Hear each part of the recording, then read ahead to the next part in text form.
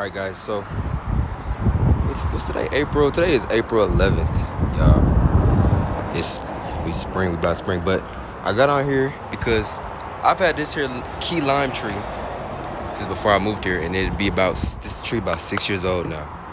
And so, you can see where it's been pruned and things like that. So here we are at another season of letting go, right?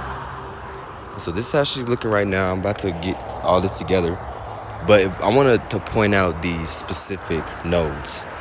This one that's growing strong and straight up. This one that's growing strong and straight up. This one that's growing strong and straight up. This one.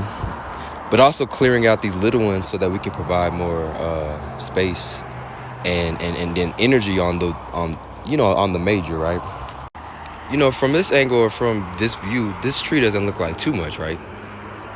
But the wisdom that it has, the fact that it's been through all that it's been through, right?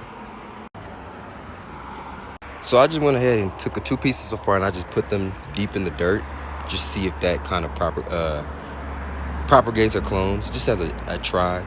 But one, I'm recording this video because, dang, I remember when this tree was tiny. And I remember I had it when I moved it here. And so just seeing how far it's come and imagining how far it could go, presuming one day I'll get fruit from it, right?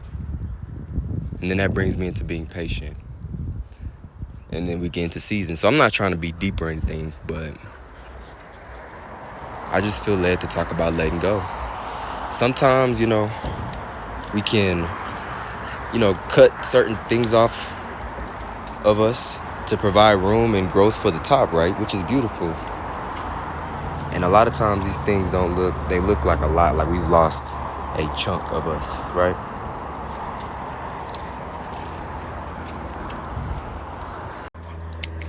And it's important, how I'm not trying to be too deep, but I'm just coming to a conclusion that some things really are what they are. Some people are who exactly they say they are. And you can't expect folks to change because you changing, right? But you can appreciate that God has allowed you to see things in that light.